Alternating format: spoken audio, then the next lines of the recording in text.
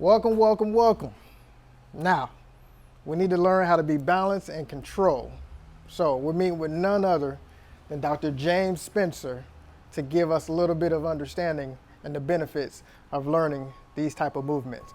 Now again, I'm your host, Donald Russell, here with DRP Talks. This is season 3, and we got some good ones for you this season. So stay tuned, make sure you like and subscribe, and leave a note in the comment if you want us to talk about certain things. We'll see, we'll get back with you and let you know. But this one, it'll be a good one. Stay tuned.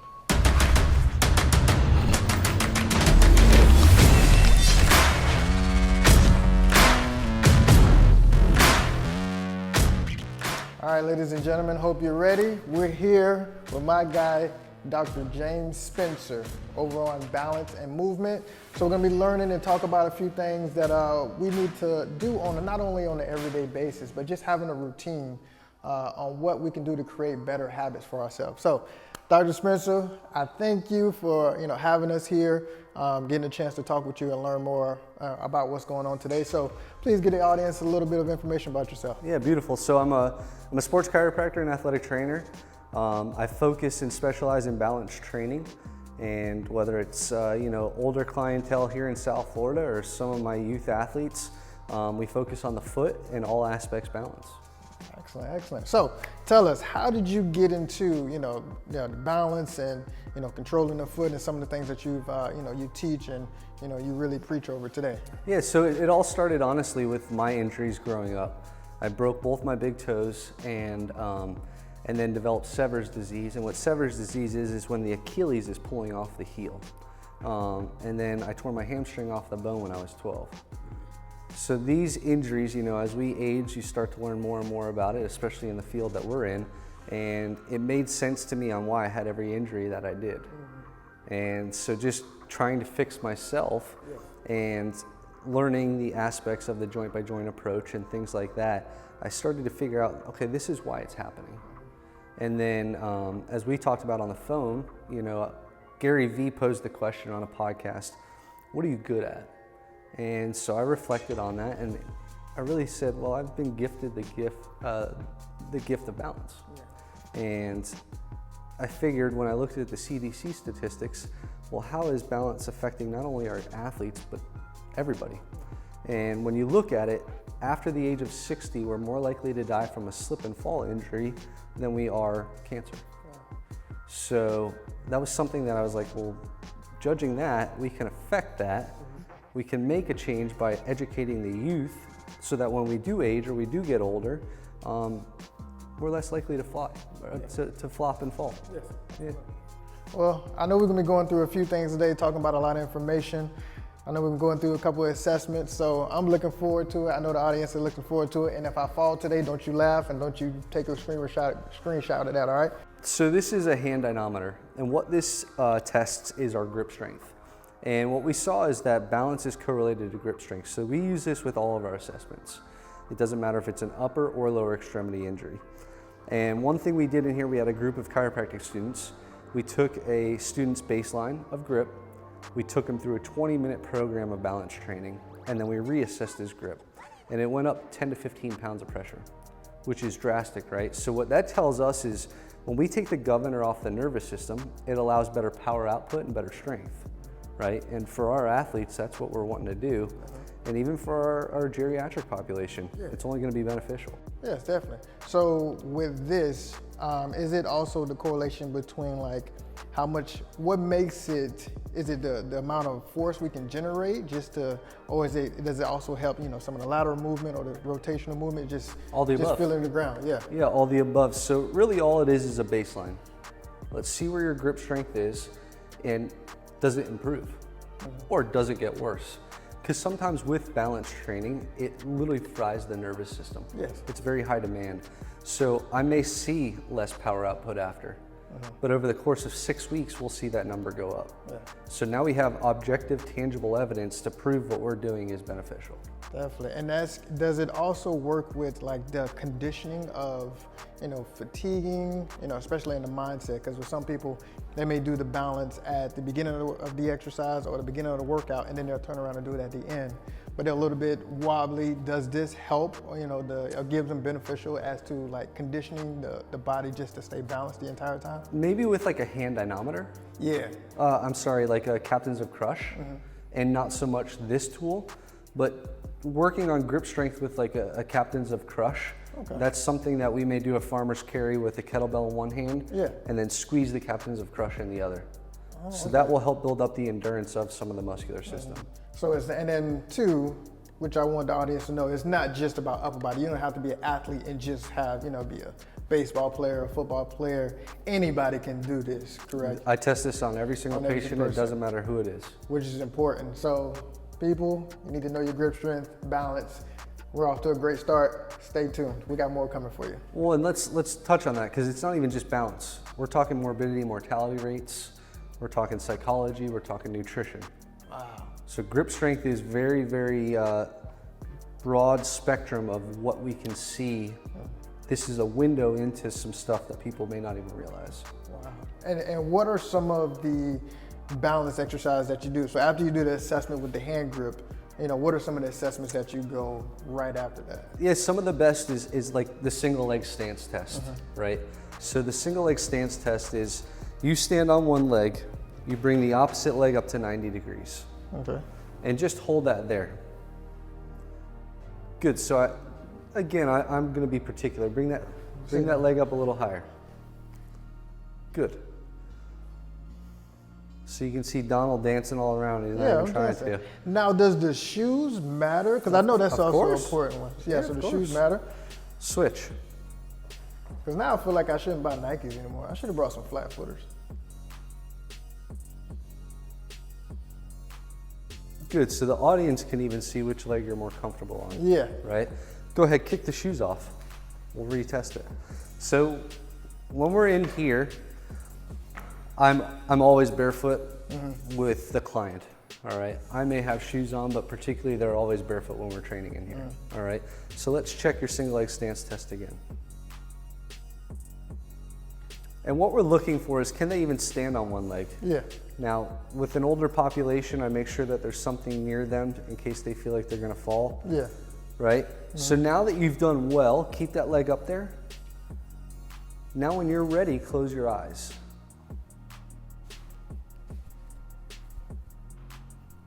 Good, I got you. Open up. Switch.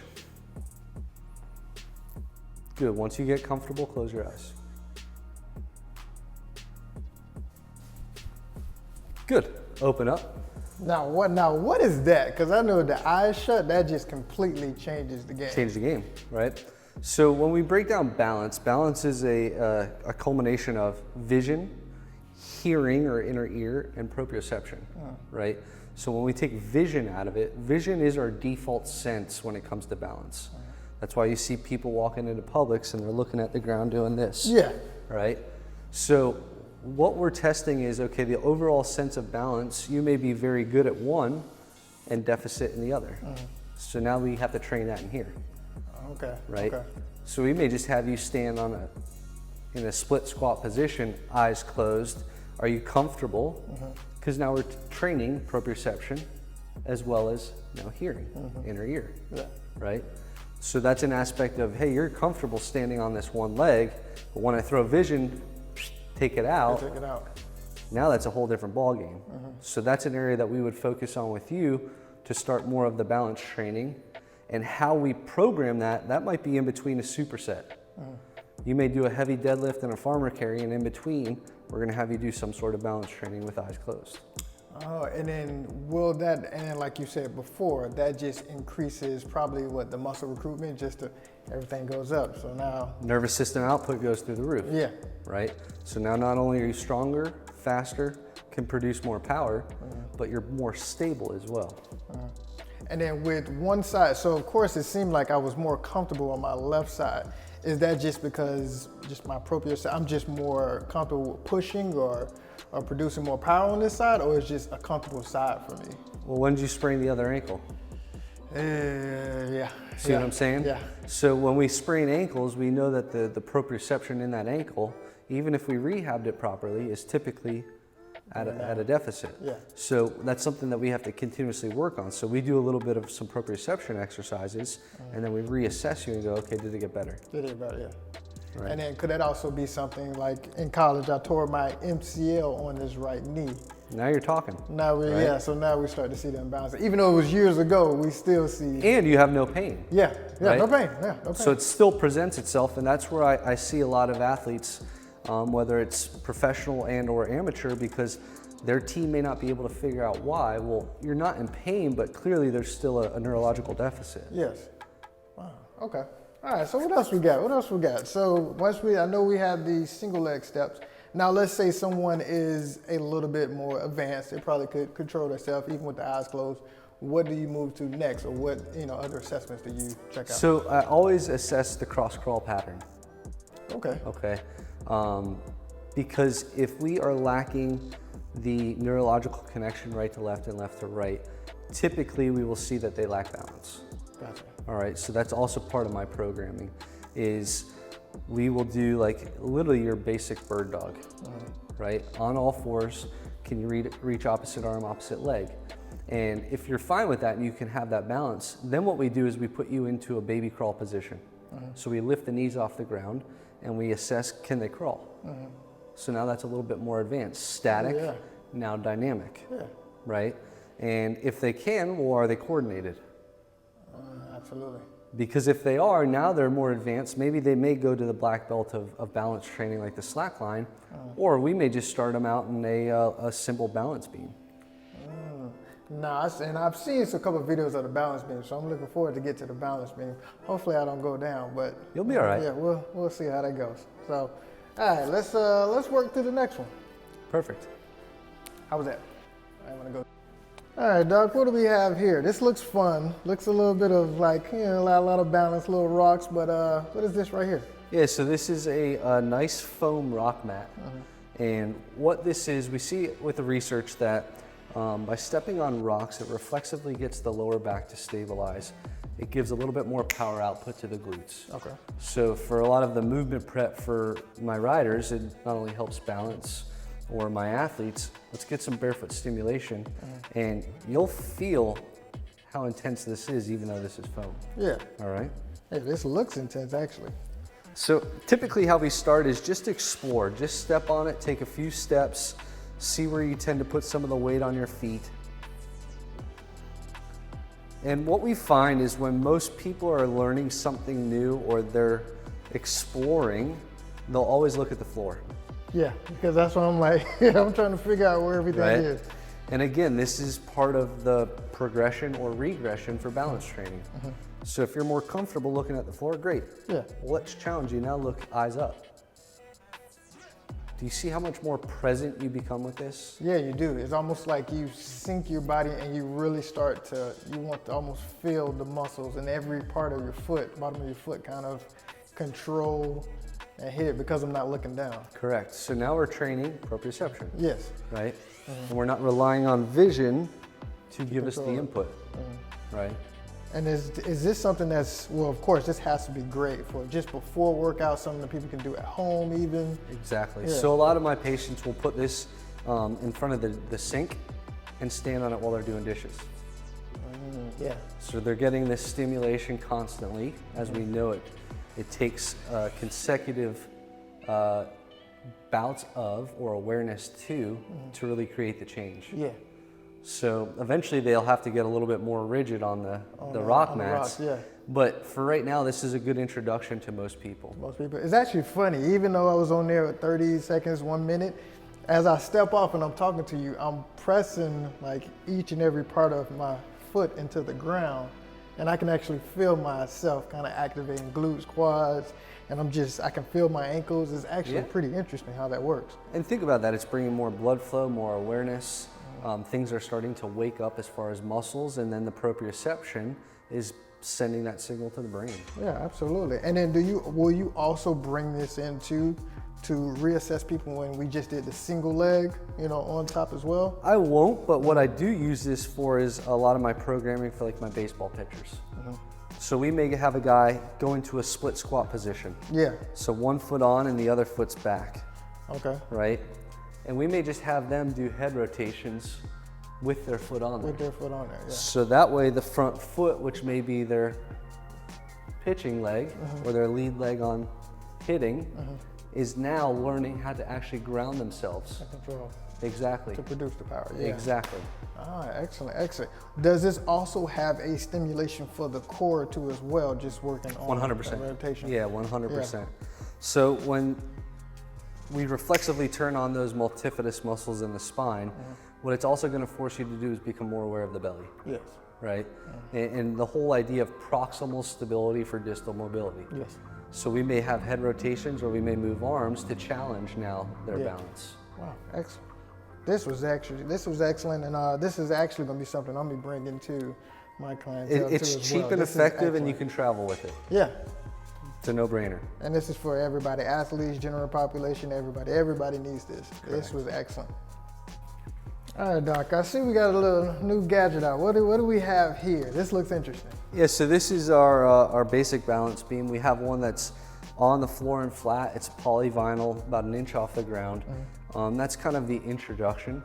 And then we have the next step, which is the metal balance beam here, which is a little more rigid and a little higher, so a little more challenging. So let's see what you got. All right, let's see what I got. Let's see what I got. All right, come on, baby. Need to win. Okay, so do I step on these two right here? Yeah. And just come on top? Ooh, this looks... Come on, feet.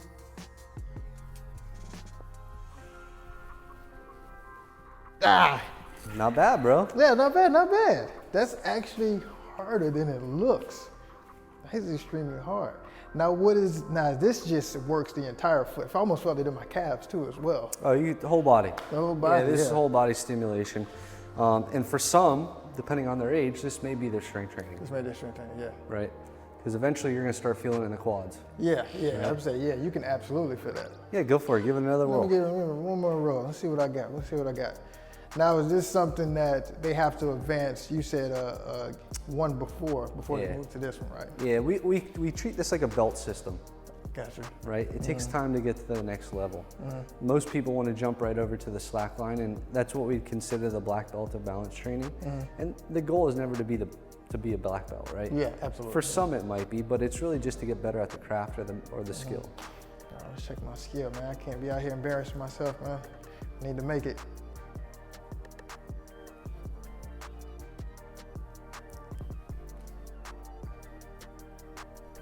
Oh. You really do feel that in the quads. Like I felt that with more in the quads. Yeah, and this is also a novelty exercise for you, so you're gonna start to feel it a little bit more than possibly a deadlift, which you may do more frequently. Yeah. I'll give you one coaching cue. Go ahead, look further out in front of you, and low and slow. Low and slow. So further out in front, low and slow. All right, let's see what we got. So further, almost past it.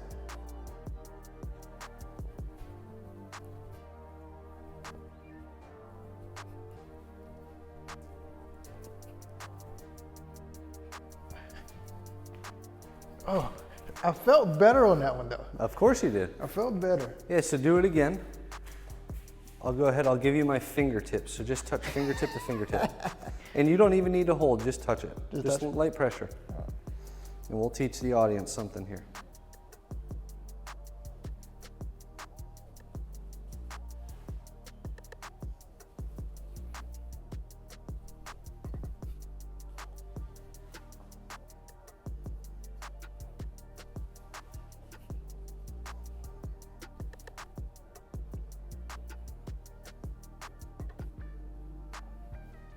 Now I felt way more controlled.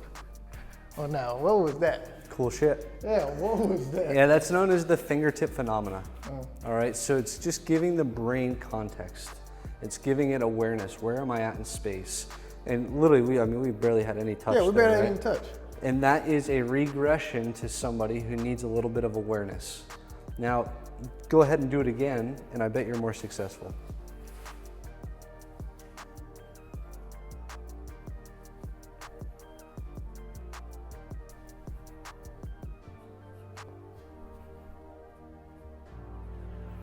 Wow, that's totally different.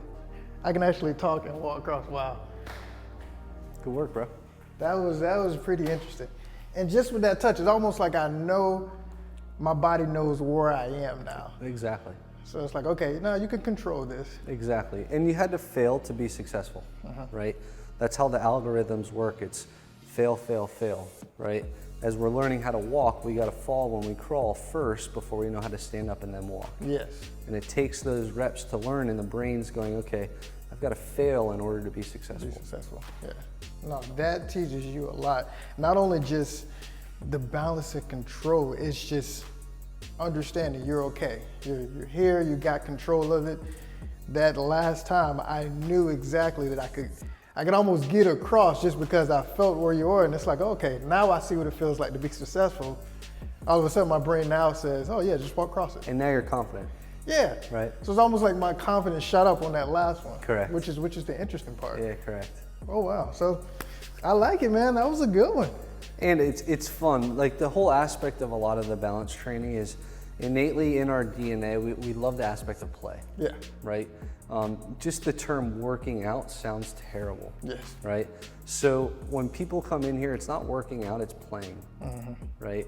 And I think that's something that we need to get back to as strength coaches and physicians is get people back into having fun and playing. Yes. And for example, I had a 74-year-old equestrian rider in here, and I put her on the balance beam, the one that's on the floor, and she started struggling to get across. And all of a sudden there was this epiphany moment when she was a kid. And she said, oh my God, this reminds me of the movie Dirty Dancing. Yeah. And this is the log scene from Dirty Dancing. Yeah. So she started singing to herself and dancing across the balance beam and didn't struggle at all. Wow. Right? And it's just taking them back to that aspect of play and giving them permission to play. Oh yeah, I felt like I was back home, you know, and I had back on the trampoline again. Exactly. Trying to balance and control myself. And also I started to giggle as I'm finishing across. Exactly. So it's like, oh wow, this was actually a lot of fun. Exactly. And you actually get the sweat. I feel the quads, inner thighs. Yeah. Like I'm starting to feel it. So it's like, wow, it wakes up everything. It almost makes you more alert too, just kind of. 100%. Yeah, so Yeah, no, 100%. this was excellent. And that is a survival instinct, right? If you and I are walking out in the jungle, as we walk, there's so many people that are just Yes. very heavy on the feet. This creates awareness. So if you and I are walking through the jungle, I'm like, hey, there's a lion over there, shh. And if you step down and they hear the leaves, well, hopefully I'm faster than you. Yeah. Right? But if you go shh and you're able to control the foot midair so you don't step on those leaves versus just plopping onto it, that's a big difference. Yes. Right? Yeah. And that does make you more alert or more aware. More aware. Yeah, excellent, excellent. Well, I'm liking what we're seeing here. So is this the final test to where it's like, okay, now I create a program or a class program for them? For you, I think this is a perfect starting point. Yeah. Right? You're athletic enough. Some things that I would like to work on for you is obviously taking vision out of it. Right? And I do have people that can walk forward and backward on this with no vision. Which is incredible to Right. me to even think about. Yeah. So, and a lot of times it's, again, let's get you in a position where we can challenge yourself. Eyes closed, can you rotate your head? Or do you stumble? Do you stumble a bit? Yeah. If you don't, well, let's progress you into the split squat position. Eyes closed, do you stumble? Or can you rotate your head? Right? That's a big difference. And for a lot of people, when you take vision out of it, they're falling over. So as a strength coach or clinician for a lot of the audience, you want to make sure you're there to catch them, or at least let them know, hey, I got you if you feel like you're going to fall. Yeah. Yeah. Perfect. All right, guys. Thank you, Doc. Yeah, man. That was amazing. That was interesting. We learned a lot. I know the audience was gonna love, the videos that we send, and that they'll get a chance to see, some of the exercise that we've done today. Tell the people, how can they reach you? Instagram, Facebook. What's the best way to reach you? Yeah, I'm very social on Instagram on Dr. James Spencer.